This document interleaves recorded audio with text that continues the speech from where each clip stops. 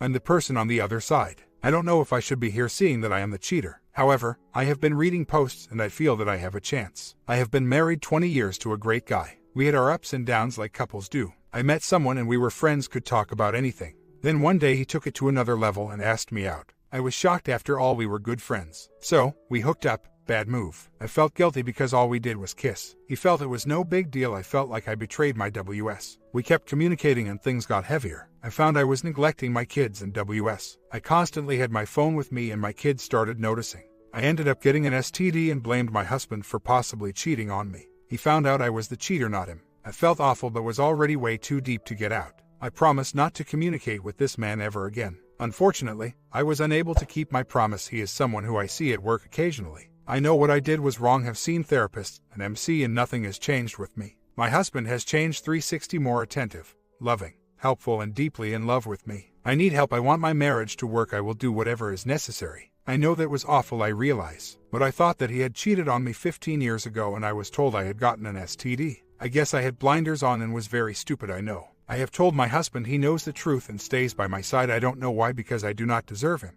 but I do love him. You know, I have always been the perfect wife, mother, confidant, and never ever did my eyes wander. Then someone appears and I am drawn to him. It hasn't been Pia in a long time, but I am drawn to this person. I don't know why. If I did, the puzzle would be solved. I love my husband and family and will do whatever it takes to stop what is ruining our family. I gave my resignation and will have NC. I may see him at work but hopefully will not. Why did I cheat? Honestly, I don't know why. Maybe it was boredom. I just want my life back and my age. But now he is the one that will be making the decision for me, which scares me to death. I was not open and honest for the last 9 months. I continued to lie. I never was a liar until this started a year ago. Leaving my job is huge for me. I have been there 16 years. But it has to be done. I gave my boss 4 weeks notice out of respect for her. I have been married 24 years on Monday and most of it was happy. Marriage is for me. He is not my second choice. I made a bad decision. Maybe it's a midlife crisis, I don't know. But what I do know is that I love him and will do anything to make this work. You know, we both went to counseling and it did not help. I don't know why. I wish I had the answer, I really do. He is not a controlling H. That was my misinterpretation. We just did not communicate hardly. He has changed 360 degrees, very attentive, loving, caring, and compassionate.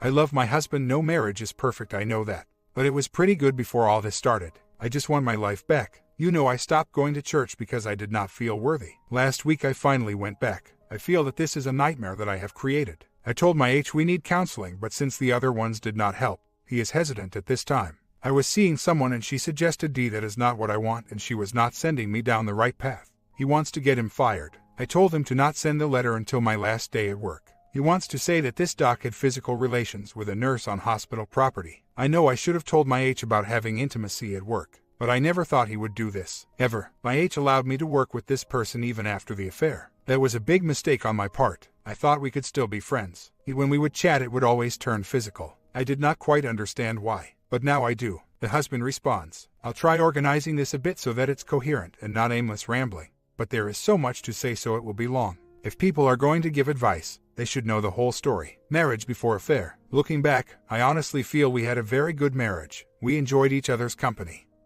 Our personalities complemented each other well. We have great kids, good jobs, nice house. Not rich by any means, but comfortable. I had absolute trust in her. But like all marriages, it wasn't perfect. I think we both got caught up in the monotony of daily life and neglected the relationship and did not communicate as effectively as we should have. But communication is a two-way street, so at fault here. DD-1, early September. A week or so before DD-1, she was uncharacteristically withdrawn. I would ask what's the matter and would get the typical reply, nothing's the matter. At this point she already knew OM had STD, and she had gotten tested and was waiting on her lab results. She was out of town with her mother when she got the news that her results were positive. She immediately called me at work and accused me of having an affair and giving her the STD. And without having the opportunity to discuss this in person, she proceeded to tell several friends and family members, including her mother, that I gave her the STD. By this time, her sister and several of her close friends knew she was having an affair. They knew roughly when she had a good time with OM. So it boggles my mind how they did not put 2 and 2 together and stop her from accusing me. Why did she accuse me? This is what I have come up with. OM told her that she must have given it to him, and she must have gotten it from me. At this point she had more trust in him than me. She had a bacterial infection 20 years ago that we both had to get treated for. Frankly, I don't remember it, and it has never been brought up before. with one exception which I will mention later. She was now assuming it was an STD that I gave her. Now months after DD-1 she is finally recalling that it was not an STD. Funny how you can make yourself believe what you want. So now I knew she had an STD and was accusing me of it. I knew I hadn't slept with anyone else and could not believe my wife would ever have an affair. Being a bit naive about things medical, I thought maybe I contracted it from a toilet seat or something and gave it to her. After a day of Googling STDs and getting my lab results back negative, there was only one possible answer. It didn't take long to search our phone bill and find 800 plus text messages between them in 1 month.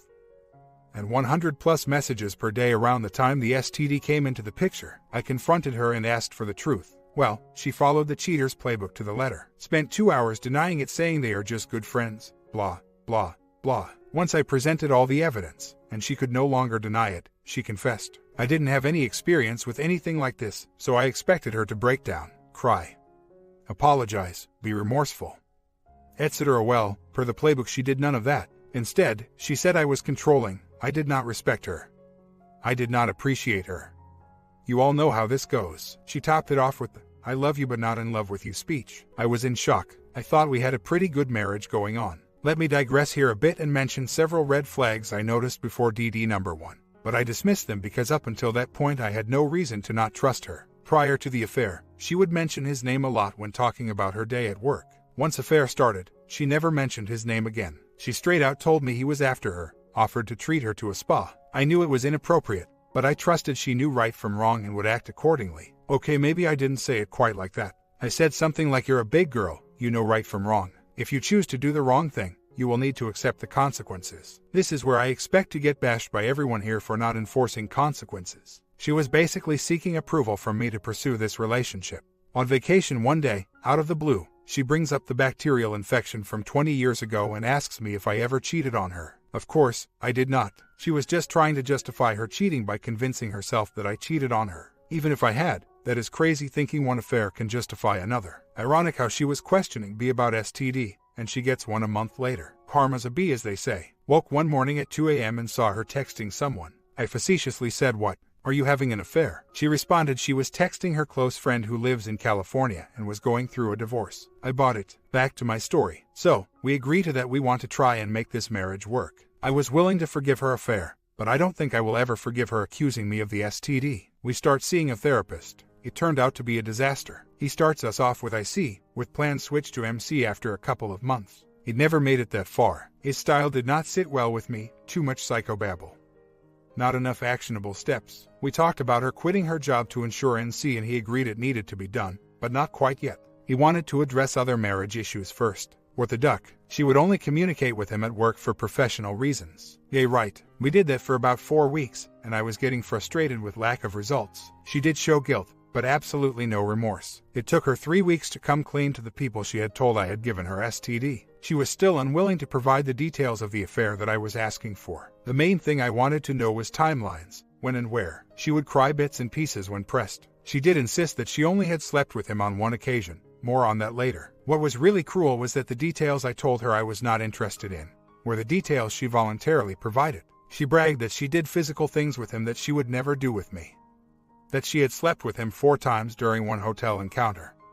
And that he had the biggest jerk she had ever seen. Talk about cruel. By the way, I really don't have an issue with mind movies, thank God. She also had no problem telling a wide circle of friends and family that she had an affair. Almost like a badge of honor. I have since read not just friends, and part of the problem was she had too many friends who were not friends of the marriage and viewed infidelity as no big deal. In fact, one friend commented, "Too bad you got caught on your first one." There was one particular conversion that really showed me how ducked up her mind was. I asked her when she thought the relationship with other man became an affair. Her first response was when they had a good time in the hotel room. I almost lost it. She then backtracked and said it was when it became P. I did lose it. She could not admit or understand that all the inappropriate texting before it went to Pa was an affair. It wasn't all bad during these 4 weeks. Like everyone says, it was a roller coaster. There were periods where I felt we were reconnecting. I changed certain behaviors to prove my commitment to making this work. These changes were very easy to make because I didn't have to change what I thought or how I felt, just how I expressed things. I still loved her. In the meantime, I didn't sense the same level of commitment from her. One of the things that really bugged me was that by that time she was on antidepressants. It was hard seeing her sleeping soundly at night, while I cried myself to sleep, or did not sleep at all. For many of those first days after DD number 1, DD-2, late October, she accompanied her mother out for town for 10 days for a medical procedure. When she got back, my intuition felt something wasn't right. She had given me access to her cell phone after DD number 1. So I decided to check up. Sure enough, I found some text messages she forgot to delete from when she was out of town. They affectionately call each other babe in the texts. Well, where's there's smoke, there's fire. Even though she gave me access to her phone, she never gave me access to her Gmail account, but I was able to access it anyway. I found she had saved a log of text messages from the day of their hotel encounter through the discovery of the STD. I couldn't believe this was my wife I was reading about, and the fact that she saved the log as some kind of moment that she could read over and over again. We had a not-so-fun conversation that night. We talked about a lot of things including divorce. She cried and begged and said she would quit her job. I agreed to let her find a new job before leaving current one. Yeah. I know, big mistake. I made many in how I handled all this. She quickly found a new job, but with limited hours initially. So we agreed on a plan to transition over a couple of months.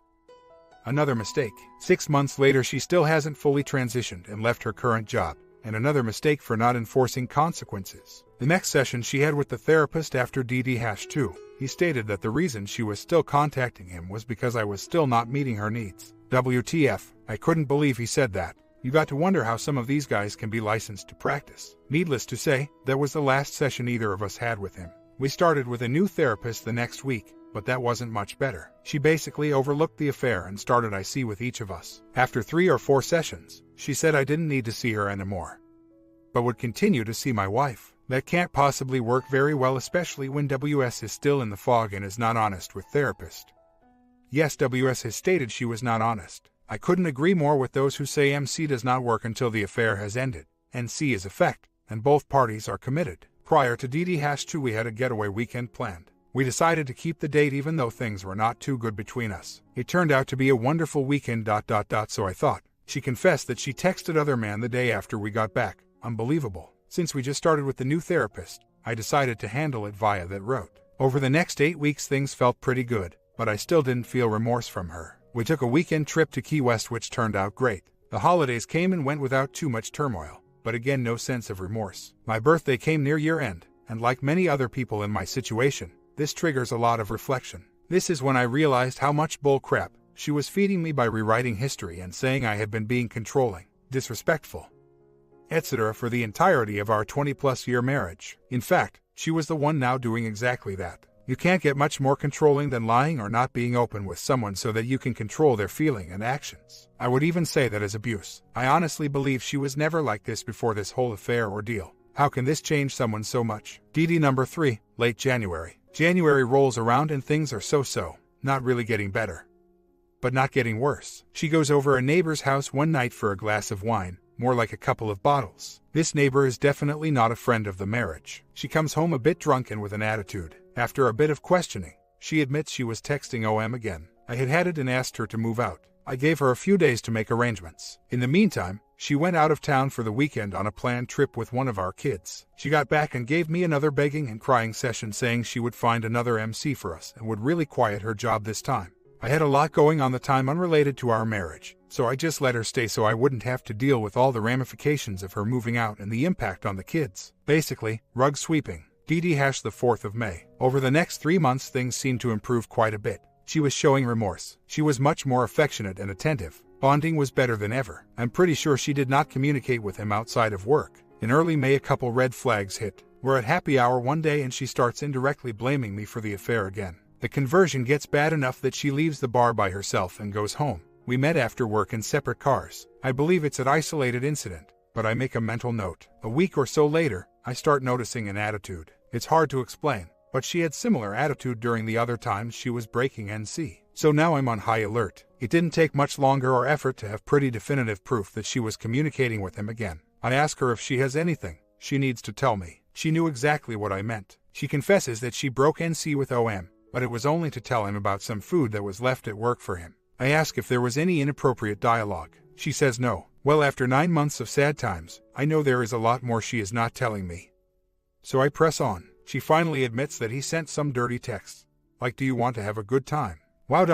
can't get much more inappropriate than that. I ask her how she responded and if she sent anything inappropriate. She says no again. I press some more and lo and behold, she pulls up text logs she saved in her private diary on her phone. Wow, again saving moments of their dialogue so she can relive over and over. Her response to his text was, "You should wait for me." Wow, she shows me another text which she sent that said, "Time for another dinner. Wow. The affair went to Pia last June at a pharmaceutical-sponsored dinner." I couldn't believe she wrote that. What a slap in the face and lack of respect. I have no doubt this would have gone to Pa again if I hadn't caught it. To top it all off, this day was our son's high school graduation, and she admitted she was texting him during the ceremony, and even sent him pictures of our son at graduation. That really changed things for me. I now view her as danger not only to me, but to my children. We continue talking that night, and I'm not sure how this came up, but she says, "I know he probably gave me the STD. With the duck, we're back to that." She's still not 100% sure how she got it. That was the end of that conversation. She later apologized and said she didn't really mean that. I'm not sure what to make of that. Is she really that ducked up? We talked some more, and now she admits that they actually had slept together on 2 occasions. Not one, as she had been saying for 9 months. It really doesn't matter to me if it was once or 10 times. That's what people do in a Pia, is having a good time. The killer for me was she knew how important it was for New to know those details. Yet she lied about it to me for 9 months. How can I ever regain trust after that? The good thing about this new disclosure is that the bonding occurred in a hospital room. So, I will be reporting this to hospital HR with the goal of getting him fired. I got to say that hospitals, at least based on what I know about the ER, have got to have one of the most toxic work environments for these sorts of things. The stuff that is generally accepted there would get anyone in corporate America fired. Doesn't seem fair that worst case for him is a temporary disruption of work. Yet I, and possibly my kids if we divorce, will be forever affected by this. I did notify his wife, but he is already separated and she probably doesn't give a rat's ass about him. Today. So here I am today, faced with the most important decision of my life that not only affects me but affects my children as well. Up until DD number 4, I can honestly say I still loved my wife in spite of everything she has done to me over the last year. Now I don't know how I can love someone who has done all this, much less ever trust that person. Sometimes I think she continues to lie and cheat because she really wants a divorce but doesn't have the courage to do it, kind of like suicide by cop. She denies that is the case. It's easy to say divorce is the obvious solution, but do you discount 23 good years of marriage for this? And what about the effect on the kids? If she started doing all the right things now, could I regain enough trust to have a happy marriage? I don't feel I can right now. I know no one can answer these questions but me. NC letter, I already sent OM a duck you text and they both know NC ever. NC letter at this point just gives them another opportunity to communicate. Hand over the logins. This is very naive thinking. It only works if the cheating spouse is committed to, or if not, it's just another tool for them to control the BS by letting them think they have all access to their world when in fact they are maintaining secret accounts. My WS used Messenger to communicate with the piece of crap. She would add as contact info when she wanted to communicate, then delete the messages and contact when done. So, if I checked her phone, there would be no trace. It's so easy to create webmail and internet texting accounts and the BS would never know. OP responds, I do not hate him, I love him. The OM kept persisting, my H is right, we had a good marriage. I guess at that time I was feeling unappreciated and not valued for my opinions. It was hurtful. But that is no reason to do what I have done to my H. I want my marriage back and will do anything even if it causes me embarrassment at work. I don't care anymore. The OM did contact me today. I told him to never contact me again and I immediately hung up on him and called my H. The OM contacted me at work from an outside line. I did not recognize the number. I had to answer the call because I am the nurse at the front desk that checks in patients as they come into the ER. I answered the phone and there was mumbling. I asked, who is this? When I knew it was him is when I told him not to contact me anymore and hung up on him. I will go through IC and then H wants to go once he is starting to feel safe. I don't blame him. I have completely destroyed him and I feel awful of what I have done to him. But he is the center of my universe and we will get through this together. Absolutely, he will know everything. Story 2. My wife and have been together for almost 7 years, and we will celebrate our 2nd wedding anniversary in just a few short weeks. Late last week, she said that she would like to take a break over the holidays. This will allow her to think about things and decide if she is committed to this relationship. We will go our separate ways over Christmas, and we won't see each other for about 2 weeks. Some background. She said that she started feeling slightly unhappy with our marriage back in March. She didn't communicate this to me, nor was I perceptive enough to pick up on these things. In July, she told me that she wasn't happy. And I will be the first to admit that I didn't handle that well at all. I was flabbergasted that I hadn't noticed her unhappiness. In fact, I thought we were doing very well. It tore me apart, and I was so emotional I walked out the door for the afternoon. After I got a hold of myself, we talked about a few things that I needed to work on. She said she wanted to be more independent. She didn't want me making her feel guilty for doing things that she wanted to do. and she wanted me to be better about chatting with her about her day and such. Things seemed to improve after this conversation. Late in the summer, I started seeing some unusual behavior. She would come home very late at night after going out for drinks, and she would lie about what time she got home. I knew what time she got home, because I could hear the garage open. One Monday night, she came home visibly intoxicated, but she denied she had been drinking. She finally admitted that she had drank a couple of martinis by herself. The next morning, I grabbed her cell phone because I wanted to see if she was with someone. I can genuinely say that I was concerned about her. And I wasn't snooping. I found a string of over 100 text messages between her and her coworker calling each other baby and saying, "I love you" and such. I confronted her about this that morning. She said that she didn't actually love him, and she didn't know why she said those things. She said she hadn't been physical with him, but she said that she had been emotionally unfaithful. She said that she would stop what she had been doing. She also told me that she had been seeing a counselor for a few weeks, and that she was working to figure out what she wanted out of our marriage. My thought was that things were improving since then. I was wrong. We were planning on going on vacation with my parents in January, and every time I would bring it up, she would avoid the subject. Eventually, she finally told me that she felt uncomfortable going on the trip because of what we were going through. At this point, I think I finally understood the gravity of the situation. She was really considering a divorce. Through the months, we have talked a lot about our lack of intimacy, and she finally told me at this time that it is due to the fact that she wasn't comfortable enough with me to have a good time. I proceeded to search through her email a few days later. I found a couple of more email strings with her coworker from before with "I love you" and messages about whether they were going to be together or not. I confronted her again about this. She said that she loves me but she isn't in love with me. She said that she cares deeply about the other man. I have been an emotional wreck, and I have most definitely made some mistakes recently. I have been trying to schedule dates. I bought her flowers. I have been talking about our relationship, and I have been very needy. I have asked to join her with her marriage counselor. I sit here days before our separation will begin, and I'm looking for some advice. Let me provide a few more details. The separation, as I'm told, isn't maybe a separation that you guys are visioning. Our home is in my parents' hometown. She will leave this Friday to drive to her parents' home for the holidays. I will be staying in our house. She will return Tuesday. I am leaving Wednesday for business and will return the 1st. So, we will see each other during this time period. I also don't think she will see the other man except at work. I don't know that this is a separation but more of a break. I don't think she is trying to spend time with him. The other man, I know him quite a bit. He has never been married and he is a single father. He doesn't have a wife or a girlfriend of any sort. He was not raised by his biological father. He was raised by one of his father's friends. This friend is also the boss of both my wife and the other man. This is a pretty juicy situation, and I am starting to understand that I need to expose this to more people. I think the only people aware are my parents. I know my wife has talked to her family about our issues, but I doubt they are aware of this side of things. I can pull the SMS records off of her iPhone and get all of that information. I'm nearly certain that I can get more information from there. Do I expose this relationship to my wife's parents? Do I expose this relationship to their boss? I'm not going to my in-laws with my wife, as she has asked me not to go. I would be very surprised if the other man was traveling to see her. But you bring up a good point.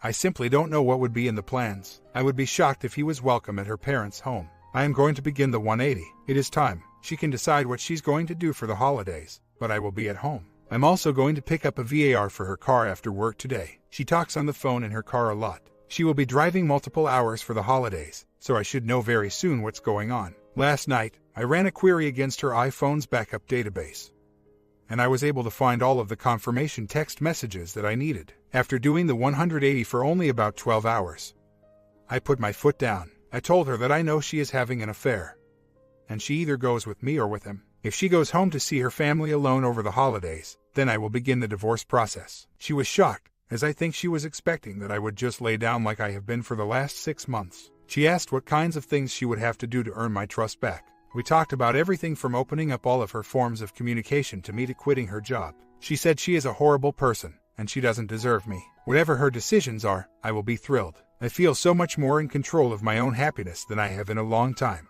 I'm just ready to have a clear direction moving forward. I called her over my lunch break, and I said that she needed to make a decision now. She couldn't, so I said that her decision was to leave me then. She begged me not to bring her job into this. I have emailed her boss and coworkers to inform them of her infidelity. I also have emailed her siblings and parents. I feel like I have everything invested in this 2-year marriage, 7 years together.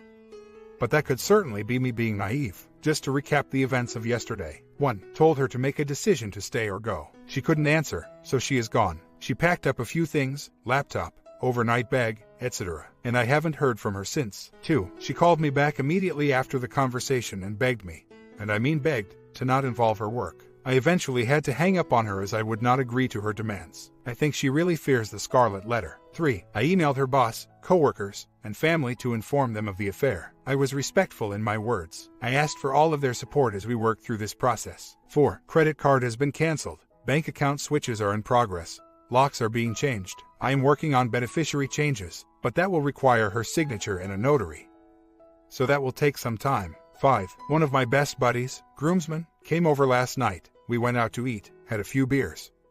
Then we drafted a fantasy basketball team. Don't know where I'd be without some of my support structure. 6. I've received a referral for an attorney, and I will speak with him today or tomorrow. I do have some concerns about my safety. My W is certainly emotional beyond all belief right now, and the other man is well connected with a bad group of people. Bar owners and mafia types.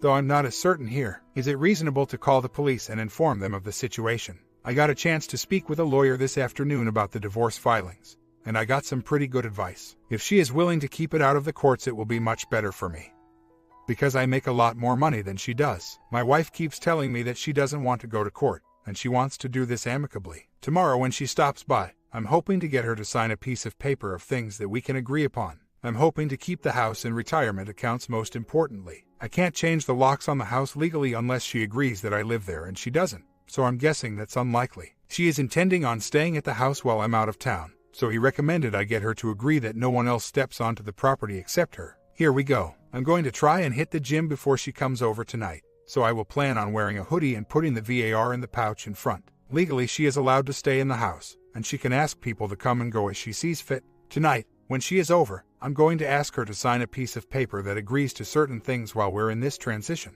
I'm hoping she will sign over the rights to have anybody over to the house other than parents and sister. I'm also hoping to have her sign over the house, my retirement, and the engagement ring. No other major items to really deal with past that. It is a good idea to start taking down picture of us. We have wedding invitations framed and engagement photos everywhere. Those will all come down. I will also make sure that important items of mine are at my parents' home. I'm off work tomorrow, so I'm going to head down to the courthouse to officially file for divorce. My attorney mentioned that it is more expensive to have her served with the divorce. How much does this usually cost, and is it worth it? Update. Things continue to progress really well. I spent the last 4 days in New York City with a group of 4 of my best friends. I had an outstanding time, and I took some big steps towards moving on. I really worked on being my outgoing self, talking to lots of girls, and really embracing my confidence. She came over today, and we divided all of our belongings, furniture, electronics. It went really well, and we are just $4,000 apart on buying her out of the house. I was detached and not bitter. She is using a paralegal to help with the paperwork, but she isn't expecting me to assist with paying those fees. We should be able to get the 90-day waiting period waived, so this divorce could be finalized by the end of the month. She is currently staying at a friend's house, and she is moving into an apartment on Saturday. She has asked that I leave the house from 8 until noon on Saturday while her parents and sister are out the house moving her out. I said that would be fine. Would it be better for me to be at the house? Do I need to seek any kind of closure from her parents? Weeks later, still continuing on the paperwork, I am submitting my financial affidavit to the courthouse today, so that will be a big step in getting this thing finalized. We are getting closer at agreeing to a buyout price on the house. We have had very little contact at all, which has been exactly what I wanted.